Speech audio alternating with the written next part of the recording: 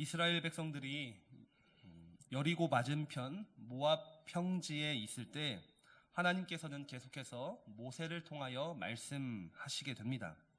오늘 본문에서는 레위 자손들을 향한 성읍 그리고 도피성에 관한 말씀들을 주고 있습니다.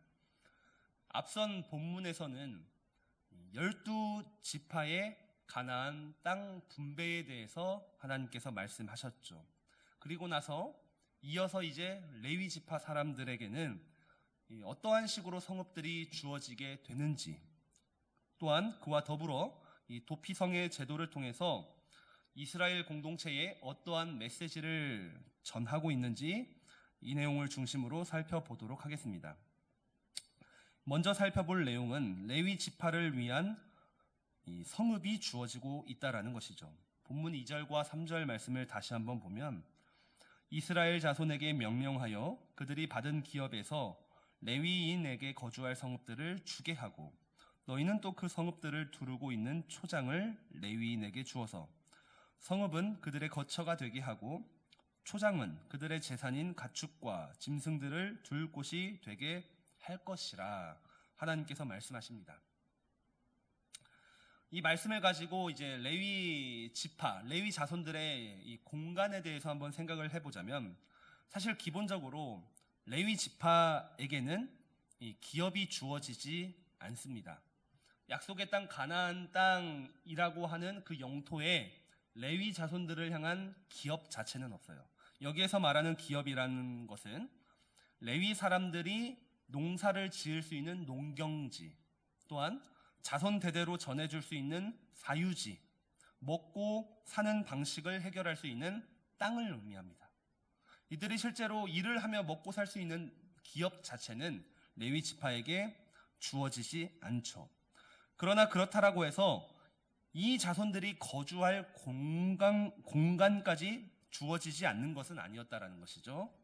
어쨌든 이 레위 사람들도 살아가야 할 공간이 필요했기 때문에 그 공간은 다른 지파들에게 분배된 땅에 포함되어 있는 이 48개의 성읍들이 레위 사람들의 살아갈 이 최소한의 거주지 공간으로 주어지고 있다라는 것입니다. 또한 이 성읍에는 레위 지파 사람들의 가축과 짐승들을 관리할 수 있는 목초지도 포함이 되어 있습니다.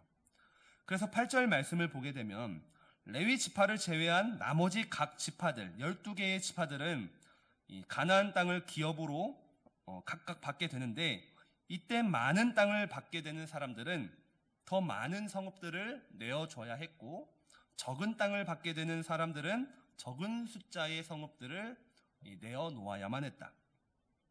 많이 받은 사람들은 많이 주고 적게 받은 사람들은 적게 내어놓는다.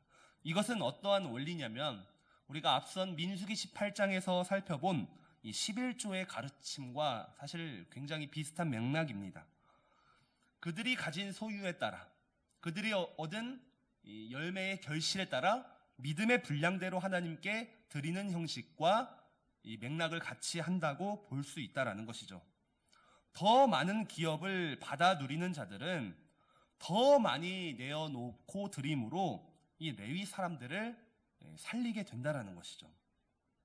그렇게 3, 3, 5 이 땅들이 레위 사람들을 위해 모여지게 되고 성읍이 건축이 되어집니다. 그런데 이 성읍의 크기로만 따지자면은 48개의 성읍이라 할지라도 이 면적은 가나안 땅 전체의 채 1%도 되지 않는다라는 사실입니다.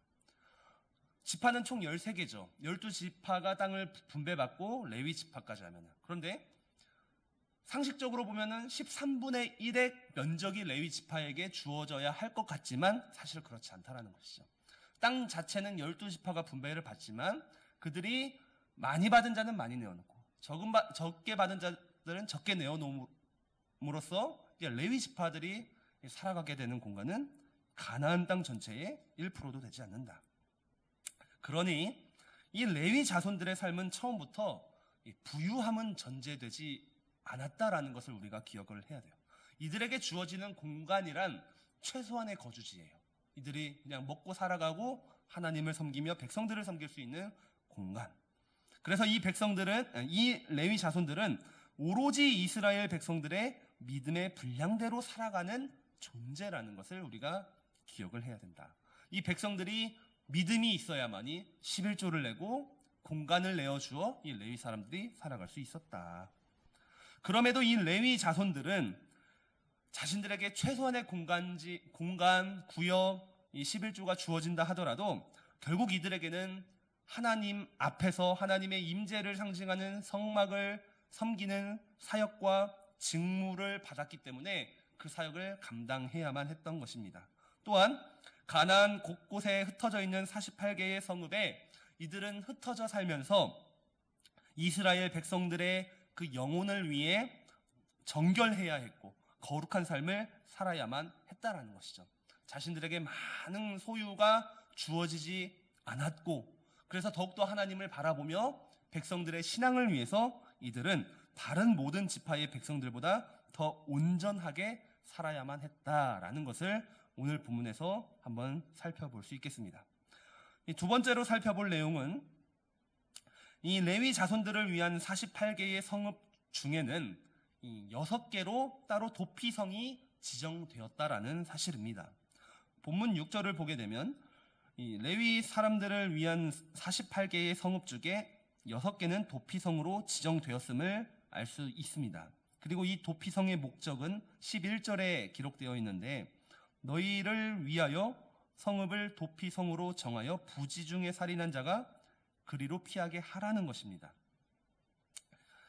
도피성은 기본적으로 이 레위 사람들이 거주하는 성읍이었습니다만 동시에 부지중에 살인한 사람들이 도피할 수 있는 공간이 되기도 하였습니다. 본의 아니게 실수로 혹은 사고로 어떠한 사람을 죽이는 경우가 발생했을 때에 그 가해자는 도피성을 피난처로 삼아서 도망할 수 있었다라는 것입니다. 지금도 그렇지만 이 당시에도 사람이 죽었어요. 엄청난 사건입니다. 어마어마한 사건이죠. 그래서 그 살인 사건은 아주 공정한 재판을 통해서 판결을 받아야만 했다라는 것이죠. 그런데 이 구약 시대에는 어떠한 율법이 있었죠? 피해 보복이라는 율법이 존재하고 있었습니다. 그래서 이 당시의 백성들은 기본적으로 사람이 사람을 살인하게 되었다면은 당연히 피해 보복을 먼저 떠올렸던 것입니다. 특히 이 피해자의 유족이나 이 가족들의 감정은 쉽게 사그러지지 않았을 것입니다. 그렇기 때문에 의도적인 살인이 아니라 부지중에 발생한 사고나 실수로 이 사람을 죽였다면 그 죄를 지은 사람은 피해자의 가족으로부터 우선 도망을 쳐야만 했다라는 것입니다. 도피성의 제도 속에서 보호를 받아야 됐고 피해 보복에 따른 순간의 죽음을 면해야 했고 무엇보다도 이 사건을 정확하게 파악할 시간이 필요했던 것입니다. 물론 그렇다라고 해서 부지중에 사람을 죽인 사람에게 죄가 없다라고 말할 수는 없습니다.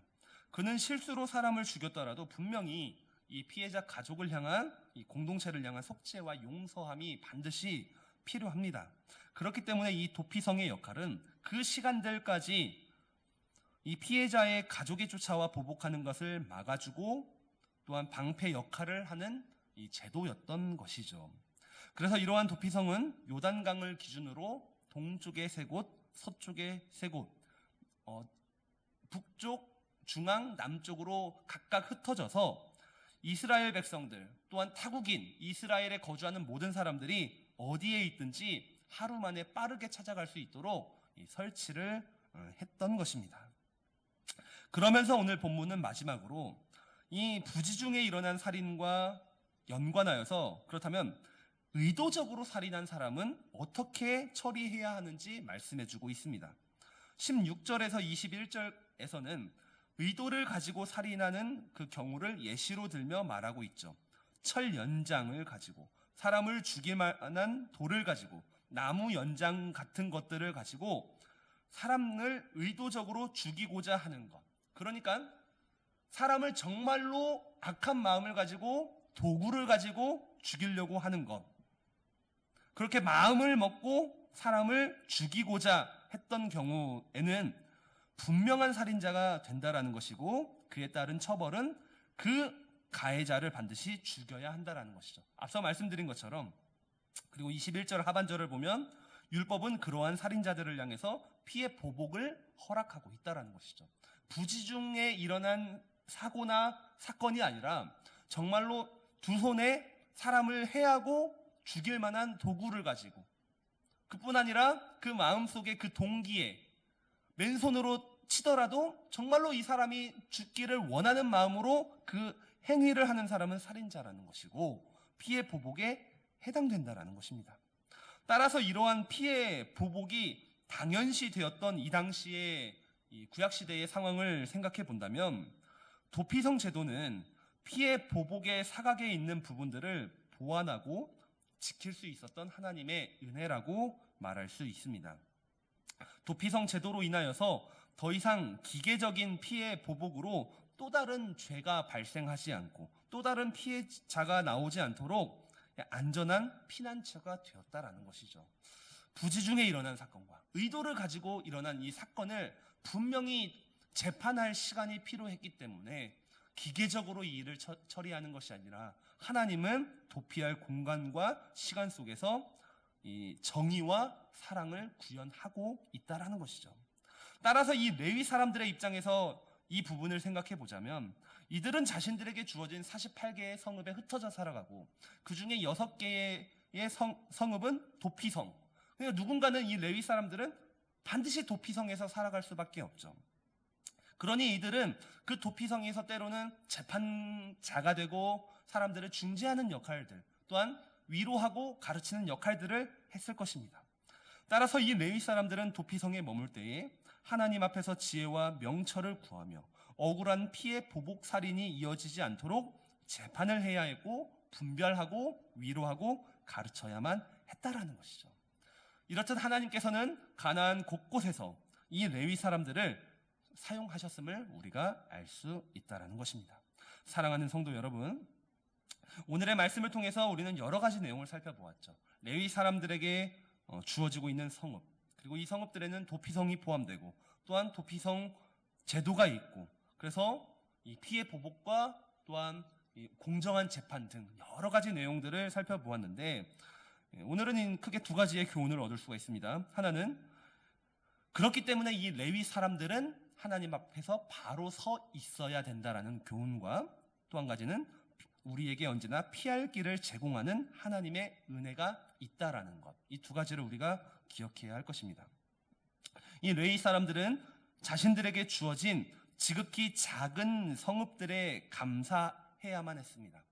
가나안 전체의 1%도 되지 않는 면적이었지만 그곳에서 살면서 자신들에게 주어진 직무와 책임을 잘 감당해야 됐어요. 하나님을 위해서도, 이 백성들의 신앙과 안전을 위해서도 그래야만 했습니다.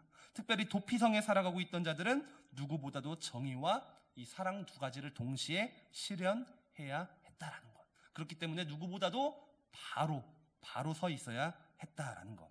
그리고 두 번째는, 이스라엘 공동체에게 주어진 도피성 제도는 분노한 피해 보복을 끊어내기 위한 하나님의 분명한 은혜였다라는 것을 기억해야 합니다. 우리는 인생을 살다가 실수할 때가 참 많죠. 그런데 하나님은 실수하였어도, 우리가 실패하였어도 절망하고 쓰러지지 않도록 어느 지역에 있든지 단 하루 만에 도착할 수 있었던 이 도피성 제도를 주심으로 우리를 언제나 보호하시고 지켜주시는 하나님의 은혜가 있음을 우리가 기억해야만 할 것입니다. 그렇게 하나님은 이 이스라엘 공동체 안에 공의와 정의로 세우면서 동시에 사랑과 용서와 은혜의 제도를 허락하신 것이 분명하다라는 사실입니다. 따라서 이 두 가지의 교훈을 통해서 오늘 저와 여러분의 삶에도 하나님과 사람들 앞에서 바로 서는 신앙이 필요할 것이고, 또한 그럼에도 실수하였어도, 실패하였어도 우리를 버리지 않고 피할 길을 제공하시는 하나님의 은혜에 감사하며 살아가야 할 것입니다. 이 말씀들을 기억하시면서 오늘 하루도 주 안에서 승리하는 복된 하루가 되기를 간절히 소망합니다. 아멘.